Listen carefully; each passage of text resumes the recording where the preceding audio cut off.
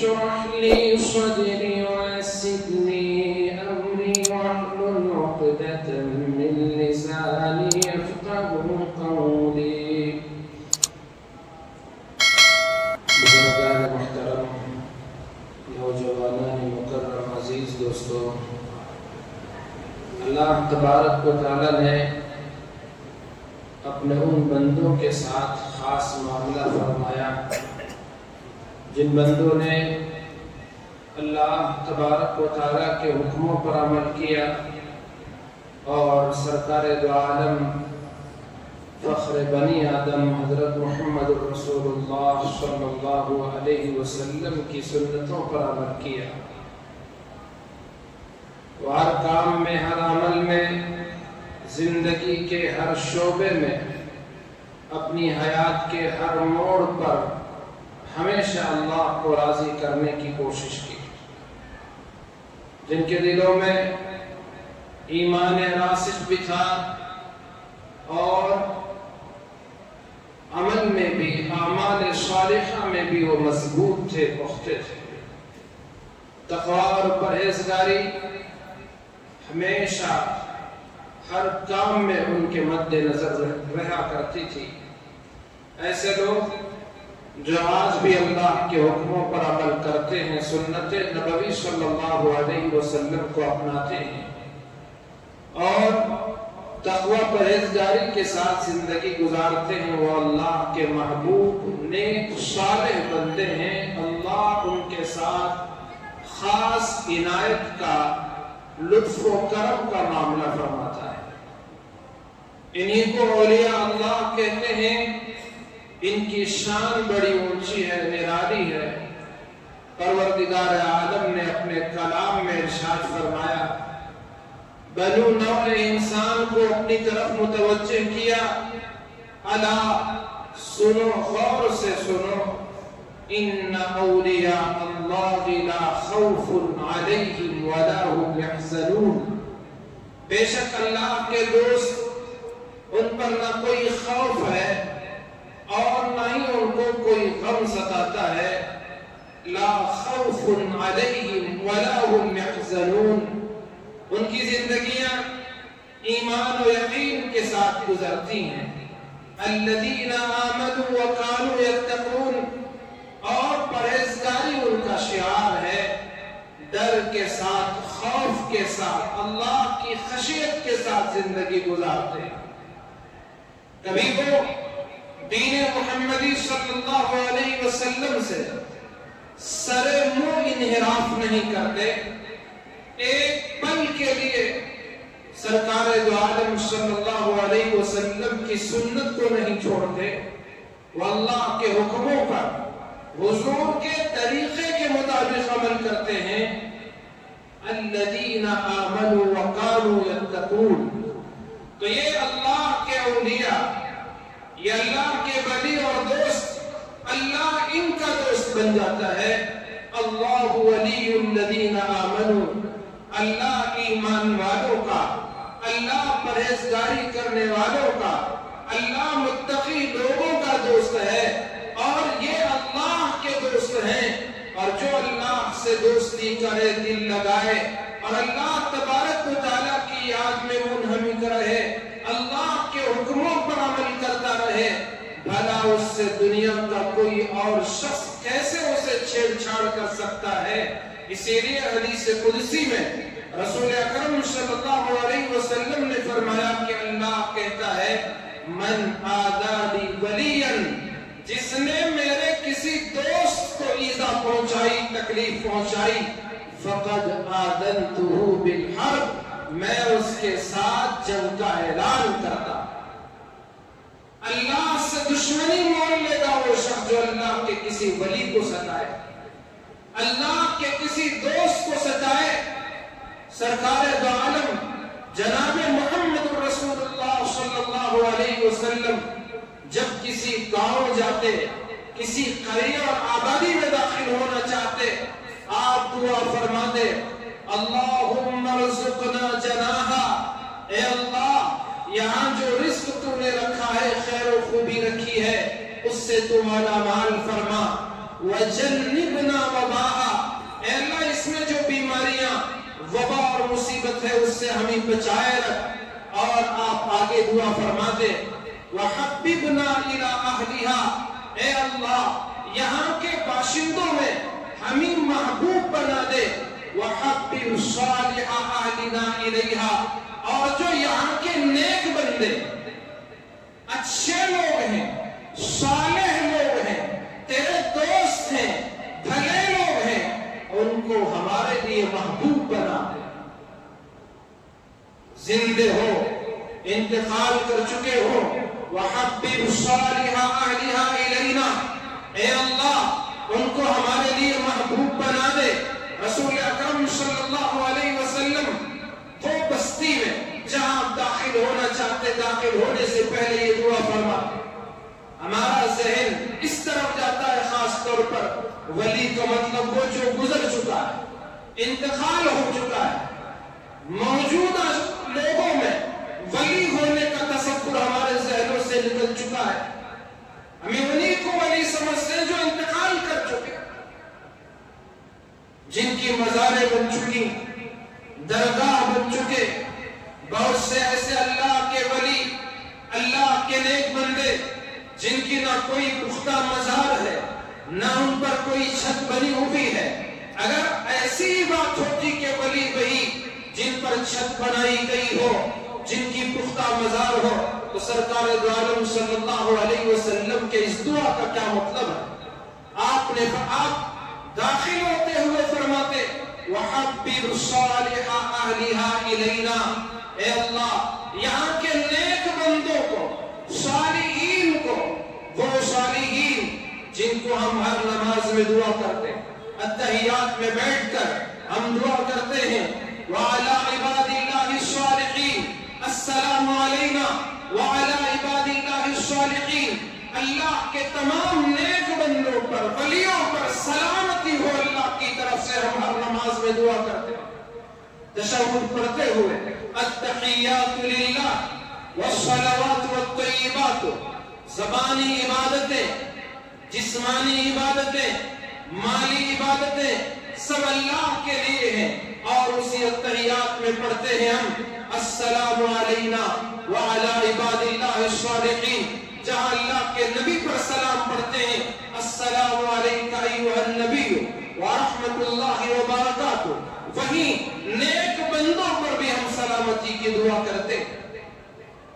تو یہ صالحین حضور فرماتے اے اللہ یہاں جو صالح بندے، تیرے نیک جو بندے ہیں، ان کو ہمارے لیے محبوب بنا۔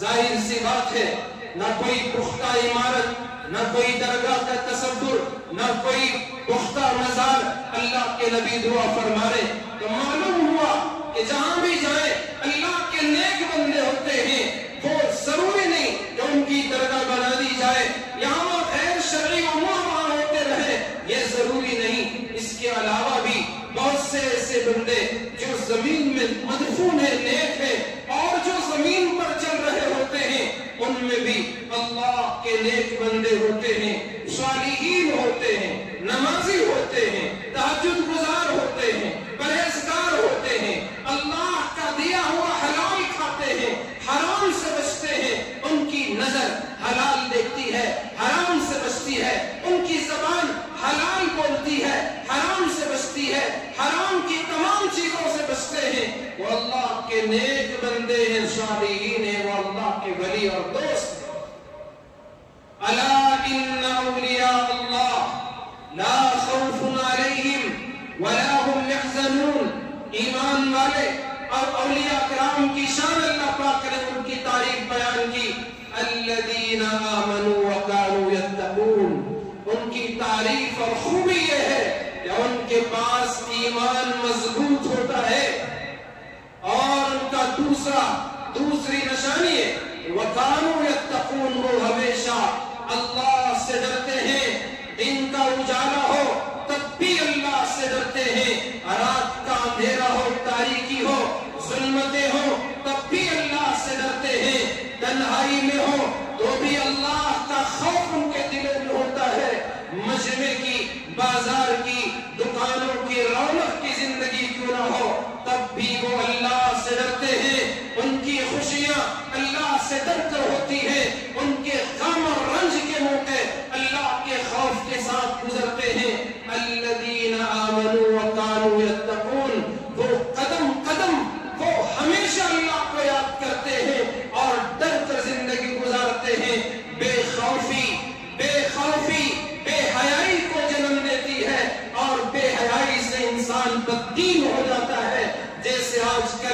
ہمارے دلوں سے ڈر نکلتا جا رہا ہے، ہمارے معاشرے سے اللہ سے ڈرنے کا جو مزاج ہے، جو سوچ اور تصور ہے، وہ دھیرے دھیرے ختم ہوتی جا رہی ہے۔ نہ مجمع میں ہم اللہ سے ڈر رہے ہیں، نہ تنہائی میں ہم اللہ سے ڈر رہے ہیں، نہ دن کے اجالے میں، اور رات کے سناٹے کا تو پوچھنا ہی کیا ہے۔ کیسے کیسے گناہ ہم سے سرزد ہو رہے ہیں۔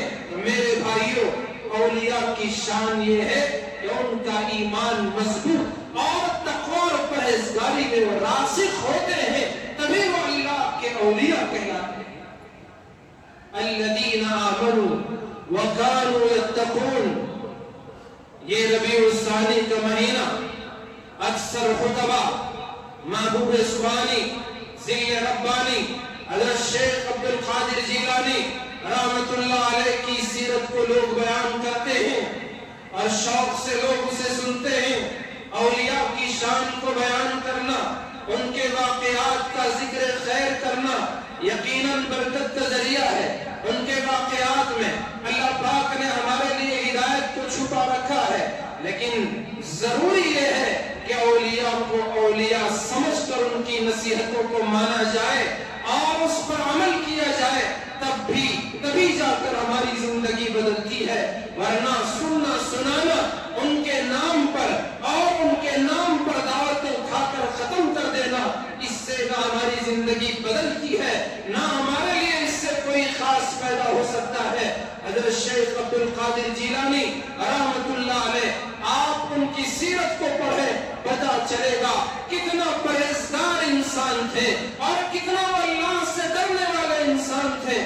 ہمیشہ حلال کی طرف لوگوں کو ترغیب دیتے، توحید کی طرف دعوت دیتے اور شرک سے لوگوں کو بچنے کی تلقین کیا کرتے تھے۔ حضرت شیخ عبد القادر جیلانی رحمت اللہ علیہ اپنی اولاد کو نصیحت کرتے ہوئے فرماتے ہیں، بیٹو شرک سے بچو، ہمیشہ توحید کے ساتھ زندہ رہو۔ حضرت شیخ عبد القادر جیلانی رحمت اللہ علیہ، ان کی بہت ساری کرامتیں جو خلاف عادت چیزیں اللہ رب ذوالجلال نے ان کے ذریعے سے دنیا کے لوگوں کے سامنے ظاہر کیا۔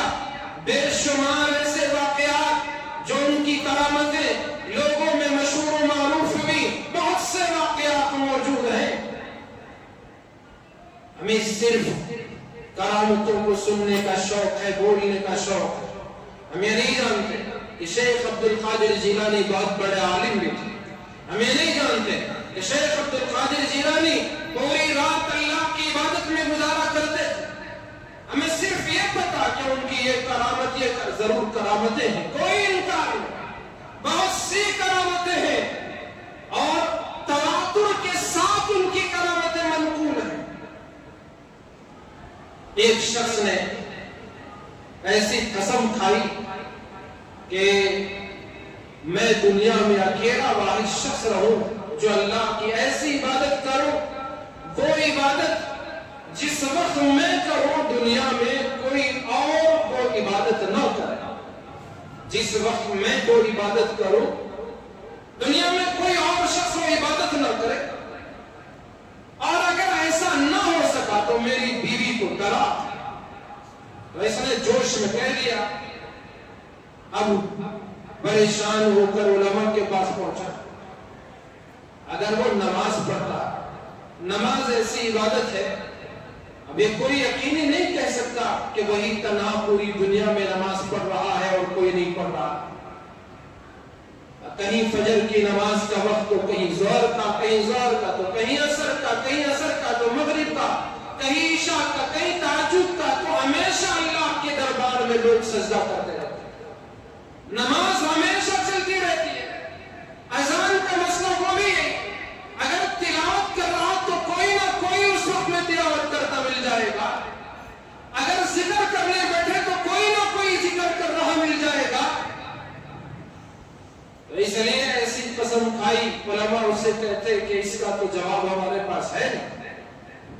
اب ہوتے ہوتے لوگوں نے اسے حضرت محبوب سبحانی رحمت اللہ علیہ کا ایڈریس دیا، پتہ دیا کہ آپ جائیں ان کے پاس اور ان سے ہی اپنا حال بیان وہ بہت بڑے عالم کیا تھے؟ حضرت شیخ عبد القادر جیلانی رحمت اللہ علیہ عالم دین. ہمارے ذہنوں میں جو تصور ہے اولیاء یا عام نادان لوگوں کے ذہنوں میں تصور ہے کہ شریعت الگ، طریقت الگ، معرفت الگ، معرفت میں چلے گئے تو شریعت کی ضرورت نہیں.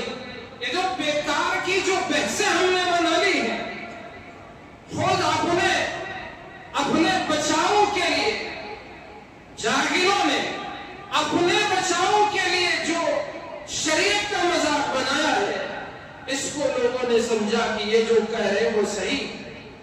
پھر حضرت شیخ عبد القادر جیلانی رحمت اللہ علیہ جو عالم دین تھے، پختہ علم رکھنے والے تھے، لوگوں نے اس آدمی کو حضرت کا پتہ دیا. یہ حضرت کی خدمت میں پہنچا اور اپنا یہ مسئلہ بیان کیا. حضرت نے فوراً اسے جواب دیا، یہ کام کرو، مکہ مکرمہ میں پہنچ جاؤ اور وہاں اجازت اس کے لیے دے دو کہ تمام لوگ طواف موقوف کر دیں اور صرف تنہا اس کو طواف کرنے کا موقع دیا جائے. اب ایسی عبادت ہے طواف جو دنیا میں صرف ایک جگہ، پوری کائنات میں صرف ایک جگہ، پوری روئے زمین پر صرف ایک جگہ وہ اللہ کے گھر کا طواف ہوتا ہے. کم بختوں نے دوسری جگہوں کا بھی طواف بنا لیا. نادانوں نے، جاہلوں نے دین کے نام پر دوسری جگہوں کا طواف اختیار کیا. یاد رکھیں، ایک اللہ نے ایک اس کا گھر اس روئے زمین پر بنایا جس کے طواف کا اللہ نے اپنے محبوب کے ذریعے سے طریقہ بتایا. حضرت عمر فاروق رضی اللہ تعالیٰ عنہ حجر اسود سے بوسہ لینے کے وقت خطاب کر کے حجر اسود کو مخاطب بنا کر کہتے ہیں، اے حجر اسود، اے وہ کالے پتھر، میں جانتا ہوں کہ تو ایک پتھر ہے، اس کے علاوہ اور کوئی بات نہیں. اگر میرے محبوب اور آقا نے تیرا بوسہ نہ لیا ہوتا تو عمر بھی تیرا بوسہ نہ لیتا. صحابہ، تابعین، تبع تابعین، اولیاء اکرام، اللہ کے نیک بندے وہی عمل کرتے ہیں جو رسول اللہ نے کر کے دکھایا اور سکھایا. ایک گھر کا طواف چکر لگاؤ دیوانوں کی طرح.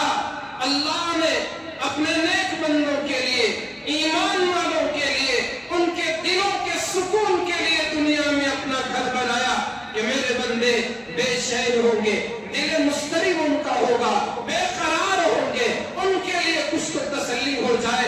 مجھے دیکھنا چاہیں گے، مجھے تو دنیا میں نہیں دیکھ سکیں گے، کم از کم میرے گھر کا تو دیدار کریں، اس کا تو طواف کریں، اس کے تو ارد گرد چکر لگائیں. اللہ تبارک و تعالیٰ نے اس کے لیے اپنا گھر بنایا اور اس کے طواف کرنے کا حکم دیا. اور رسول اللہ صلی اللہ علیہ وسلم نے اس کا طواف کر کے لوگوں کو اس کا طریقہ سکھایا. تو یہ اللہ کا گھر، یہ اللہ کا یہ بیت، یہ اللہ کی طرف سے ہدایت کا مرکز، برکتوں کا خزانہ.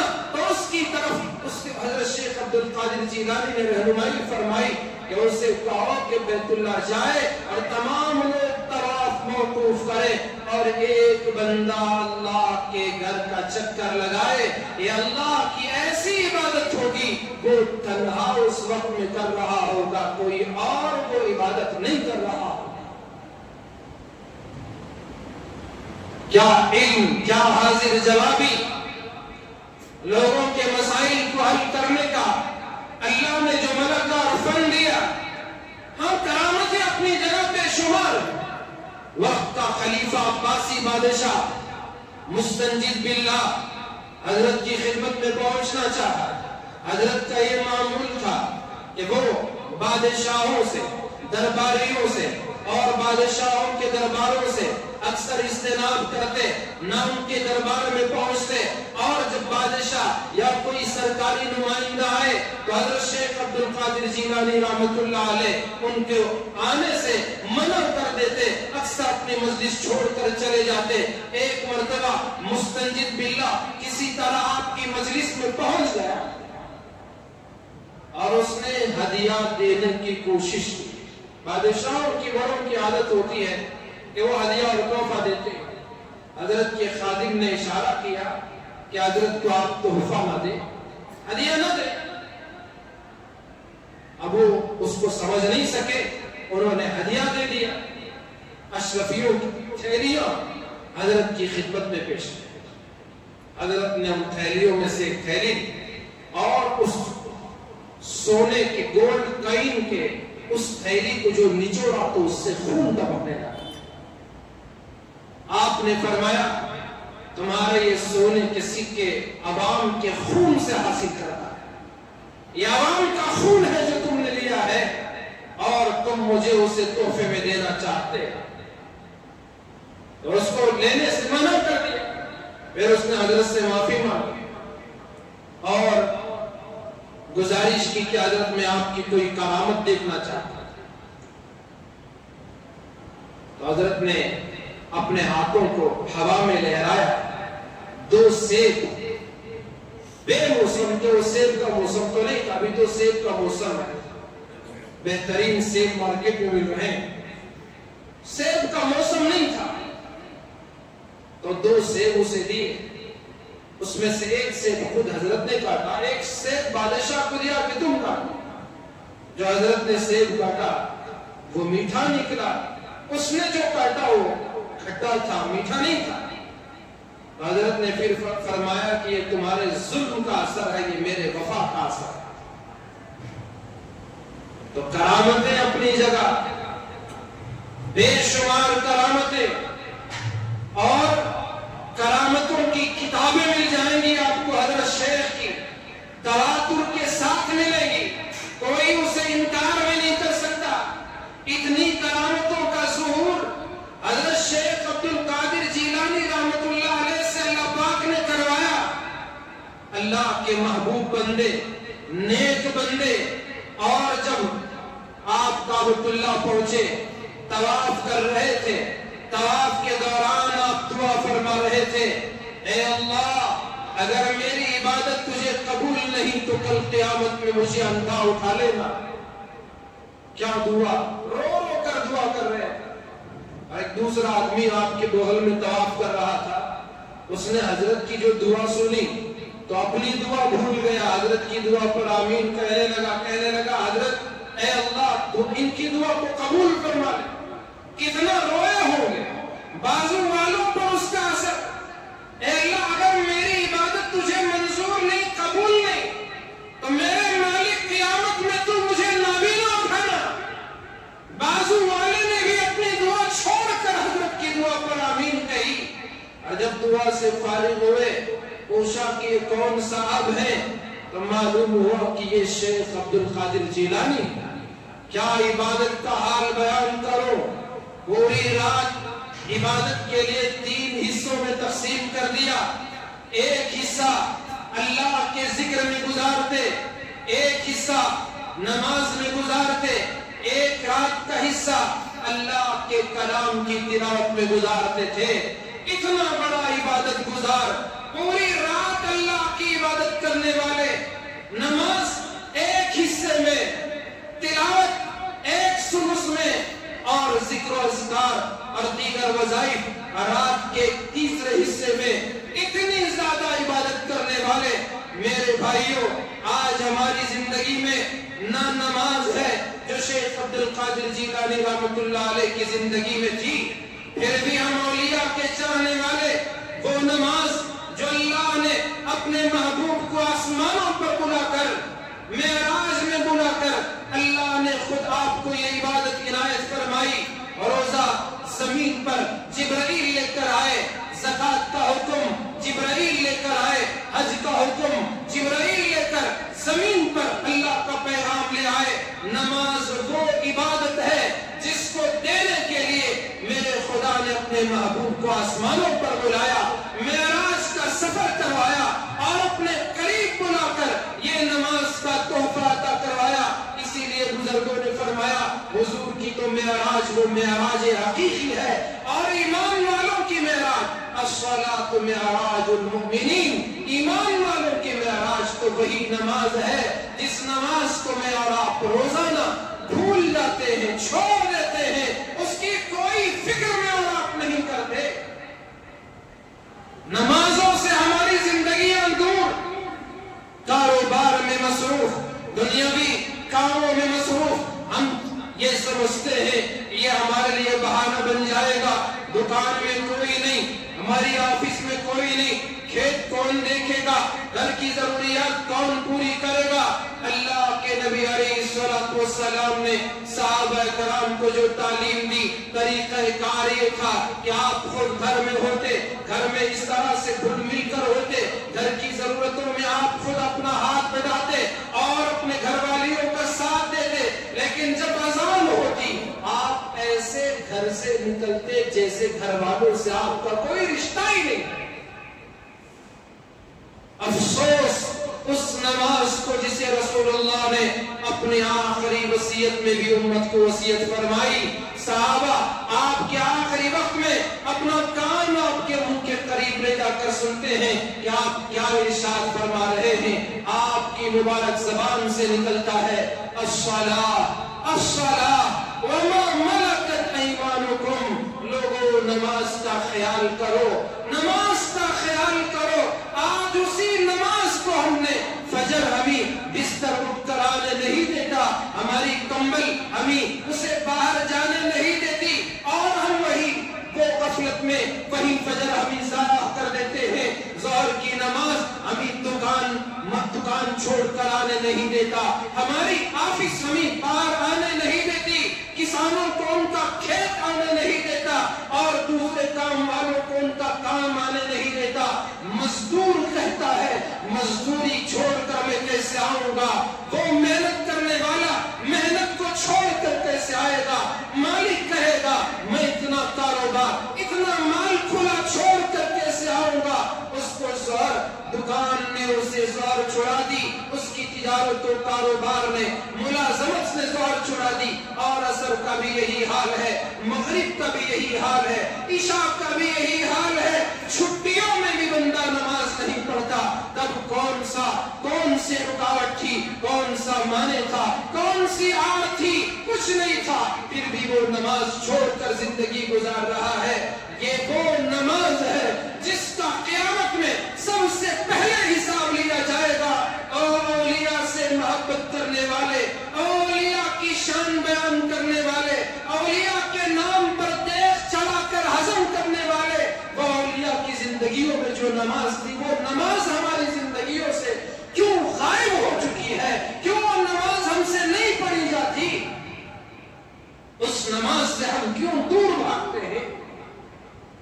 ہمارے محلوں میں مسجدیں نہیں، ہمارے گھروں میں ہمارے پاس مصلی نہیں، کیوں نماز سے ہم اتنی غفلت کا شکار ہے، سستی کرتے، سمجھتے ہیں کہ ہم کامیاب ہیں کیونکہ ہم اولیاء کے چاہنے والے، ہم غوث پاک کے چاہنے والے۔ غوث پاک کا چاہنے والا اگر واقعی چاہنے والا ہے تو یقیناً مجھے پوری امید ہے، میں 100% گارنٹی دیتا ہوں کہ وہ کبھی نماز نہیں چھوڑ سکتا۔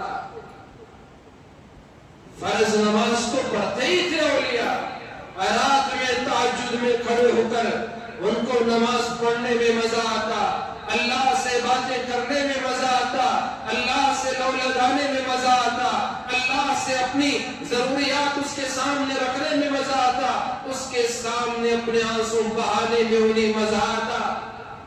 نماز کا نفل نماز تو دور کی بات ہے، فرض نماز کا ہمارا کیا حال ہے، پھر بھی ہم اولیاء کے چاہنے والے۔ ایک رات کا حصہ حضرت شیخ کا تلاوت قرآن کے لیے ہوتا، قرآن پاک کی تلاوت ان کا معمول تھا۔ رمضان پھر آ رہا ہے، جو رمضان میں پہلی یا دوسری تراویح میں یا شب قدر میں جو قرآن سنا تھا، پھر وہ جو گیا ابھی تک بعض کی زندگیوں میں دوبارہ قرآن نہیں لوٹا۔ وہ شب قدر میں مشکل سے جو 20 رکعت پڑھ لیے اور قرآن کی چند سورتیں جو سن لی تو سن لیے، پھر زندگی میں قرآن سننے کا موقع نہیں آیا۔ اور کچھ لوگ وہ ہیں ہفتے میں ایک مرتبہ جمعہ کی نماز میں قرآن سن لیتے، بھلا بہت اچھا ہے، ظہر کی طرح اگر وہ بھی سری نماز ہوتی جمعہ کی تو اسے اس بدنصیب کو وہ سننا بھی نصیب نہیں ہوتا تھا جو ہفتے میں ایک مرتبہ مسجد کو آتا ہے صرف جمعہ کے لیے. اگر ظہر کی طرح وہ بھی سری نماز ہوتی، ظہر کی نماز میں امام تو قرات زور سے نہیں پڑھتے، اصل میں بھی نہیں پڑھتے، اگر یہ نماز بھی جمعہ کی اسی طرح ہوتی تو اس بد نصیب کو وہ قرآن سننے کا بھی موقع نہ ملتا. اللہ نے کرم کیا کہ ہفتے میں ایک مرتبہ تو سن لے. تو یہ حال قرآن کا اور پڑھنے کا تو بہت دور کی بات ہے، موقع ہی نہیں. قرآن گھر میں ہے، کھولنے کی فرصت نہیں، کھولنے کی توفیق نہیں، کھولنے کا شوق نہیں، کھول کر پڑھنے کی توفیق نہیں. یہ قرآن اللہ کا وہ کلام ہے جس نے قرآن کی عزت کی، اسے پڑھا اور اس کے ساتھ لگا رہا. میرے حبیب صلی اللہ علیہ وسلم نے ارشاد فرمایا کل قیامت میں یہ قرآن اللہ سے اس بندے کے حق میں سفارش کرے اور ایسی مضبوط سفارش کرے گا. حضور علیہ السلام نے فرمایا کسی نبی مرسل اور مقرب فرشتے کی سفارش اتنی زیادہ نہ ہوگی جتنا کہ قرآن اللہ سے قرآن پڑھنے والے کے بارے میں سفارش کرے.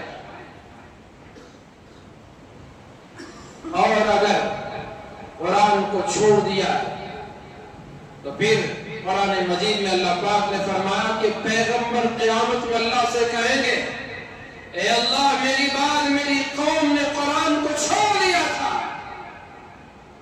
اگر آپ نے ہمارے حق میں ہمارے بارے میں نعوذ باللہ اللہ حفاظت فرمائے، ڈر لگتا ہے، خوف ہوتا ہے، آپ نے اگر یہ کہہ دیا کہ اللہ میرے اس امتی نے میرے بعد قرآن کو چھوڑ دیا تو پھر ہمارا کیا بنے گا، ہمارا کیا ہوگا؟ قرآن ہمارا سفارشی نہیں. سرکار دو عالم صلی اللہ علیہ وسلم بھی اگر یہ کہہ دیں اے اللہ میرے اس امتی نے میرے بعد قرآن کو نہیں چھوڑ دیا تھا، ہمارا کیا بن سکے گا؟ میرے بھائیو یہ اللہ کا کلام ہے، اس کے مبارک زبان سے نکلا ہوا یہ ارشاد ہے. قرآن پڑھو، ایک مرتبہ ایک سورہ آپ پڑھو، آپ کی کیفیت الگ ہوگی. دوسری مرتبہ پڑھو وہ کیفیت بدل جائے گی، تیسری مرتبہ پڑھو اور کیفیت بدلتی چلی جائے گی. اللہ کی طرف سے انوار و برکات اور اس کی طرف سے ہدایت کا چراغ وہ شمع روشن ہوتا چلا جائے گا. قرآن آدمی سمجھ کر پڑھے، اجر و ثواب عمل کرنا آسان، اگر سمجھنا دشوار ہے صرف تلاوت کر رہا ہے تب بھی برکتوں سے خالی نہیں. قرآن بغیر سمجھے کے بھی پڑھو، اجر و ثواب پاؤ گے، اور اگر قرآن سمجھ کر پڑھو گے تو عمل کی بھی توفیق ہوگی. قرآن بغیر سوچے سمجھے تلاوت کرو گے، اجر و ثواب بھی ملے گا، دیگر اعمال کی کیفیت بھی بدلے گی، نماز میں سکون ملے گا، ذکر میں حلاوت نصیب ہوگی، صدقہ کرو گے تو دل کو سکون ملے گا. یہ اللہ کے کلام کی تلاوت کی برکت ہوگی تو اس کی برکت سے اور عبادتوں میں لذت پیدا ہوگی، کیونکہ اللہ پاک نے قرآن میں بڑی برکتیں رکھی ہیں، رحمتیں رکھی ہیں. اللہ نے اپنے کلام میں بار بار اس کے ناموں کا ذکر کیا ہے. جتنی مرتبہ اللہ کا نام لوگے بدل بدل کر اللہ کے صفاتی نام کو پڑھتے رہو گے، آپ کو ہر صفحے میں اللہ کا نام ملے گا، ہر سورے میں اللہ کا نام ملے گا، ہر آیت میں کسی نہ کسی طرح آپ کو اللہ کا نام ملے گا. تو یہ اللہ کا نام بار بار اللہ کے کلام کی تلاوت کے دوران آپ کی زبان پر آئے گا، آپ کی زبان میں اللہ نور دے دے گا، کانوں میں نور دے گا، آنکھوں میں نور دے گا، دل میں دماغ میں اعضاء جسمانی میں نور ہوگا. آپ کے سامنے بھی نور، آپ کے پیچھے بھی نور، آپ کے دائیں بھی نور، آپ کے بائیں بھی نور، آپ نور کے گھیرے میں ہوں گے. اللہ کی طرف سے آپ کو ہدایت کا، اللہ کی طرف سے آپ کو ہدایت ملے گی، نیکیوں کی توفیق ہوگی، اور جو نیک اعمال کریں گے تلاوت کا اثر آپ ان دوسرے نیک اعمال میں بھی محسوس کر سکو گے. لیکن ہم ہیں جو قرآن نہیں پڑھتے، پھر بھی اولیاء کے چاہنے والے، ان کا نام لینے والے، ان سے عشق کا دم بھرنے والے، وہ جو حضرت شیخ عبد القادر جیلانی رحمت اللہ علیہ سے رات کا ایک حصہ اللہ کے کلام کی تلاوت میں گزرتا تھا اور ایک حصہ ذکر و اذکار، اللہ اللہ پکارنے میں، اللہ کو یاد کرنے میں۔ ہمیں نماز کے بعد تعلیم ہے 33 مرتبہ سبحان اللہ پڑھنے کی، الحمدللہ 33 مرتبہ، 34 مرتبہ اللہ اکبر پڑھنے کی، وہ بھی فرصت نہیں، سلام پھیرے اور نکل گئے۔ اور کچھ لوگ ہیں صرف ذکر کرتے ہیں، سنت نہیں پڑھتے، دونوں غلط۔ فرض پڑھو اور نماز کا ذکر میں سب سے افضل ذکر نماز، نماز بھی ذکر ہے، قرآن کی تلاوت بھی ذکر ہے، اور اس کے علاوہ جو دیگر وظائف ہے وہ بھی ذکر ہے۔ سب سے افضل ذکر کی سب سے افضل جو شکل ہے وہ نماز۔ فرض نماز کے بعد سنت پڑھو اور سنت کے بعد جو احادیث میں ذکر و اذکار بتائے گئے اطمینان سے بیٹھو اور ان وظائف کو پورا کرو۔ یہ طریقہ کار ہے ذکر و اذکار، لیکن نہ ہم سنت پڑھتے ہیں نہ ذکر کرتے ہیں۔ فرض سلام پھیرے اور دوسرا سلام ہوا تو پھر ادھر ادھر دیکھے کہاں سے مجھے باہر نکلنے کا راستہ ملے۔ حیرانی ہوتی ہے، پہلی صف میں بندہ نماز پڑھتا ہے لیکن سب سے پہلے وہ بھی کسی طرح جگہ بنا کر باہر نکل جاتا ہے۔ پیچھے مسبوق بھی ہوتے ہیں، نمازیں ان کی چل رہی ہوتی ہیں، پھر بھی وہ راستہ بنا کر کسی طرح وہ نکل جاتا ہے۔ بڑا تعجب ہوتا ہے ان نمازیوں کا۔ ہم کبھی کبھی ضرورت ہوتی، کوئی بہت زیادہ ایمرجنسی کام ہوتا ہے، وہ الگ بات ہے، لیکن معمولی اگر ہم نے بنا لیا اور روزانہ کا طرز عمل یہی کہ ایک مشکل سے فرض ادا کر لیا تو بہت بات ہے۔ ہاں فرض ہی اگر صحیح ادا ہو جائے تو اس سے انکار نہیں کیا تو بہت بڑی بات ہے، لیکن کہاں ہماری فرض صحیح ادا ہو رہی ہے؟ قیام میں کہاں کا تصور، رکوع میں کسی کا خیال، سجدے میں کہیں غائب، قاعدے میں کہیں اور سلام پھیر رہے ہمیں پتہ ہی نہیں۔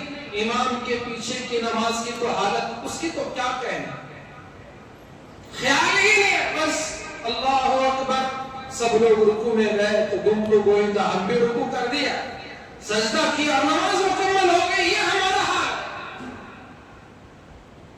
اب ایسے فرض نماز سے ہم کیا امید رکھیں کہ اس پر ہماری بخشش ہو جائے، معافی ہو جائے، مغفرت ہو جائے گی؟ نوافل کا بھی کچھ ذخیرہ، سنتوں کا ذخیرہ ہمارے پاس رہے۔ کل قیامت میں سب سے پہلے تو میں عرض کر رہا تھا، ایک حصہ حضرت کی رات کا کس کے لیے؟ نماز کے لیے، ایک حصہ قرآن کی تلاوت کے لیے، ایک حصہ ذکر و اذکار کے لیے۔ یہ اولیاء کی شان ہے۔ اگر اتنی پوری رات جاگ کر عبادت کرنے کی طاقت نہیں، کچھ حصہ ہو، کچھ تو وقت ہو اللہ کی عبادت کے لیے۔ مغرب کی نماز پڑھی، اوابین پڑھ لیا یا کچھ نوافل پڑھ لیے، قرآن پاک کی تلاوت کی، نہیں مغرب کے بعد نہیں ہو سکتا، عشاء کے بعد تو پڑھ لیا، نہیں تب بھی نہیں ہوا، فجر سے بہت پہلے اٹھ گئے، اس وقت تو تہجد کی 4 رکعت کم از کم پڑھ لی، قرآن پاک کی تلاوت کی، کچھ ذکر کیا اور اللہ سے مانگنے میں لگ گئے، اللہ دنیا بھی بنا دے گا اور آخرت بھی بنا دے گا۔ نہ دن میں ہماری عبادت ہے نہ رات میں ہماری عبادت ہے، پھر بھی ہم اولیاء کا نام لینے والے سمجھتے ہیں۔ بہت سے لوگ یہ عقیدہ رکھتے ہیں کہ ہمیں غوث پاک بچا لیں گے، اولیاء ہمیں جہنم سے نکال لیں گے۔ دیکھیے یہ تو ہم نے نہیں دیکھا، ہمارے پاس کتاب اور سنت، رسول اکرم صلی اللہ علیہ وسلم نے اپنی لخت جگر، نور نظر، ہم سب کی ماں حضرت سیدہ فاطمہ رضی اللہ تعالی عنہا سے فرمایا۔ آپ احادیث کی کئی کتابوں میں آپ یہ حدیث پڑھ سکیں گے۔ حضور نے ارشاد فرمایا، اے فاطمہ بنت محمد، اے محمد کی بیٹی فاطمہ، دنیا کا کوئی بھی سوال ہو تم مجھے سوال کر سکتی ہو، میں تمہیں دے سکتا ہوں، کیونکہ بیٹی تھی، جو مانگو میں تمہیں دے دوں گا، لیکن لا اغنی عنکی من اللہ شیئا، او کما قال علیہ الصلوۃ والسلام، لیکن اللہ کے یہاں میں تمہارے کچھ کام نہیں آ سکوں گا۔ کس سے فرما رہے ہیں؟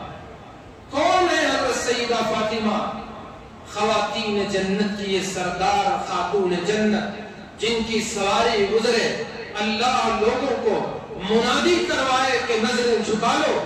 فاطمہ وہ پردہ دار، وہ حیادار جو انتقال سے پہلے وصیت کر جاتی ہیں، میرا انتقال ہو جائے تو جنازہ رات کی تاریکی میں اٹھانا، دن کے اجالے میں نہ اٹھانا، لوگوں کی نظر میرے جنازے پہ بھی نہ پڑے، میرے کفن پہ بھی نہ پڑے۔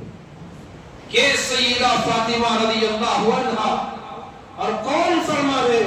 کائنات کے سردار، دو جہان کے سردار، میرا آپ کا ایمان کہ جن کے صدقے میں اللہ نے آسمانوں کو پیدا کیا، لولاک لما خلقت الافلاک، ان کے صدقے میں بر و بحر بنے، شجر و حجر بنے اور جن و بشر بنے۔ وہ کائنات کے سردار، اللہ کے بعد کسی کا مرتبہ تو وہ رسول اکرم صلی اللہ علیہ وسلم کا مرتبہ۔ آپ امام الاولین بھی ہیں، امام الآخرین بھی ہیں، امام الانبیاء ہیں، انبیاء آپ کے مقتدی ہیں، تو یہ انبیاء کے امام سرکار دو عالم صلی اللہ علیہ وآلہ وسلم اپنی بیٹی لخت جگر شہید کی بیٹی سے آپ فرماتے ہیں کہ دنیا کا کوئی سوال ہو تو کر لینا، آخرت میں میں اللہ کی طرف سے میں لا اغنی عنک من اللہ شیئا۔ آپ ذرا بتائیں کہ حضور کی یہ ہدایت جب اپنی بیٹی کے لیے ہے تو امتی کے لیے آپ کی کیا ہدایت ہے؟ کیا آپ کا فرمان؟ ایک صحابی حضور کی خدمت میں، رات کا وقت تھا، تہجد کا وقت تھا، حضور نے ان صحابی سے فرمایا اللہ کی رحمت جوش مار رہی ہے، اس لیے تم جو مانگنا ہے مانگو۔ ہم ہوتے کار مانگ لیتے، گھر مانگ لیتے ہیں نا، فوراً گھر مانگ لیتے، بیمار صحت مانگ لیتے، گھر کی، فیکٹری کی، عہدے کی، نام کی، کرسی کی تمنا کرتے۔ صحابی رسول تھے، فوراً عرض کرنے لگے اسألک مرافقتک فی الجنہ، میرے محبوب دنیا میں تو ساتھ ہوں، جنت میں بھی ساتھ رہنا چاہتا ہوں، جنت میں آپ کا ساتھ چاہتا ہوں، مرافقت چاہتا ہوں۔ حضور نے فرمایا تم نے بہت بڑی چیز مانگی، ٹھیک ہے دعا تو کریں گے لیکن میری مدد کرنا۔ مدد کس سے؟ حضور نے فرمایا سجدوں کے ذریعے تم میری مدد کرنا۔ کیا مطلب؟ عبادت کرو، خوب سجدے کرو، نماز پڑھو، اللہ کی عبادت میں خوب لگے رہو، لگے رہو۔ تم یہ کرو میں دعا کروں گا، پھر اللہ جنت میں میرا ساتھ تم کو عطا کر دے گا۔ اور ہمیں نہ سجدے، نہ رکوع، نہ تلاوت، نہ نماز، نہ ذکر، نہ صدقہ، نہ خیرات، پھر کیا چاہتے ہیں؟ اولیاء کے دامن کو ہم نے کبھی نہیں چھوڑا اور چھوڑتے نہیں۔ ارے بھائی یہ جو طریقہ ہے اولیاء کے دامن کو پکڑنے، اولیاء کا دامن ہے ہی کیا؟ ان کا دامن تو نمازوں سے بھرا ہوا، تلاوت سے بھرا ہوا، ذکر و اذکار سے بھرا ہوا، خیر و خوبیوں سے بھرا ہوا، حلال روزی سے بھرا ہوا، لوگوں کو دینے سے بھرا ہوا۔ یہی تو ان کا دامن ہے۔ پہلے تھامو پھر کہو کہ ہم اس دامن کو نہیں چھوڑیں گے۔ بات میں سچائی ہوگی، بولنے میں مزہ آئے گا، اور اولیاء اکرام کو بھی اس سے خوشی پہنچے گی، اور اولیاء بھی خوش ہوں گے کہ یہ اللہ کے بندے انہوں نے اولیاء کے دامن کو جو تھاما ہے، ہمارے راستے کو اختیار کیا ہے، یہ چھوڑ کر جو ہم اولیاء کے دامن کی بات کرتے ہیں تو ناانصافی، مکاری، جھوٹ اور فریب ہے۔ میں عرض کر رہا تھا، بات یہاں سے شروع ہوئی تھی کہ اللہ رب ذوالجلال نے اپنے نیک بندوں کی شان کو بیان فرمایا۔ اللہ کے نیک بندے، تہجد گزار، پرہیزگار، متقی، اللہ سے ڈرنے والے، نمازی، ایمان والے، ہمیشہ اللہ کے حکموں پر عمل کرنے والے، رسول اکرم صلی اللہ علیہ وسلم کی شریعت مطہرہ پر عمل کرنے والے، آپ کی ایک ایک سنت پر عمل کرنے والے۔ یہ ربیع الثانی کا مہینہ جس میں حضرت شیخ عبد القادر جیلانی کی اکثر جگہوں پر سیرت کو بیان کیا جاتا ہے، یہ آخری جمعہ اس مہینے کا، تو اس لیے میرے دل میں بھی بات آئی کہ آپ کی سیرت کی روشنی میں قرآن اور حدیث کی کچھ باتیں ہمارے سامنے اولیاء اکرام کی شان کا تذکرہ ہو، اور ان سے جو ہدایت ہمیں ملتی ہے اور اس سے جو سبق ہمیں ملتا ہے وہ سبق ہم حاصل کریں۔ ہم بھی نمازی بننے کی کوشش کریں، ہم بھی قرآن پڑھنے والے بننے کی کوشش کریں، ہم بھی خوب اللہ کے ذکر کرنے کی کوشش کریں، ہم بھی خوب صدقہ و خیرات کرنے کی کوشش کریں۔ کرامتوں کا ظہور الگ بات ہے، اس سے ولایت کا کوئی تعلق نہیں ہے، یعنی ضروری نہیں کہ ہر ولی سے کرامت ظاہر ہو اور کرامت ظاہر ہو تبھی کوئی ولی ہو، یہ ضروری نہیں ہے۔ ضروری یہ ہے کہ ولی ہو تو نماز پڑھے، ولی ہو تو روزہ رکھے، ولی ہو تو قرآن پڑھے، ولی ہو تو دین پر چلے۔ یہ شریعت اور ولایت کا یہ جو مرتبہ ہے یہ دونوں لازم اور ملزوم ہے۔ ولایت شریعت کے بغیر نہیں، شریعت ولایت کے بغیر نہیں، تو اس طرح سے یہ لازم اور ملزوم ہے، یہ ضروری ہے، تو اس لیے اسے اپنانے کی کوشش کریں۔ اللہ رب ذوالجلال ہمیں سمجھنے کی توفیق عطا فرمائے، پروردگار ہمیں عمل کی توفیق عطا فرمائے۔ اللہ ہمیں نماز پڑھنے، قرآن کی تلاوت کرنے، ذکر و اذکار کرنے اور اللہ کے راہ میں خوب اپنا حلال مال خرچ کرنے کی مجھے اور آپ کو خوب توفیق عطا فرمائے۔ آمین ثم آمین، وآخر دعوانا الحمدللہ رب العالمین۔ حاضرین گرامی،